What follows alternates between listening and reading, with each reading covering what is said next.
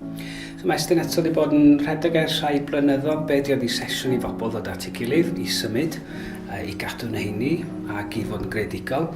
Does e ddim byd yn rhiannodd yn y gwaith, mae pawb yn neud o'n ei ffordd ei hunan. Ond sesiwn ydi o i helpu ymwybyddiaeth corfforol, pethau efo balans, jyst i gadw'n iach ac i gael cysylltiad efo'n gilydd, efo bobl. Dwi wedi bod yn dod i Estyneto ers 5 mlynedd a dwi'n meddwl be dwi'n cael allan ohono fe, dwi ddim yn cael allan o unrhyw sesiwn arall ymarfer corff ydy'r elfen sy'n cyrraedd y calon. Mae'n rhywbeth rhaid emosiynol weithiau. Ac efo fi dros 60, mae'n rai pobl sy'n dod sy'n mwy o cenedlaeth mam. A mae'n ffantastig i gweld pawb yn symud, pawb yn gwenu.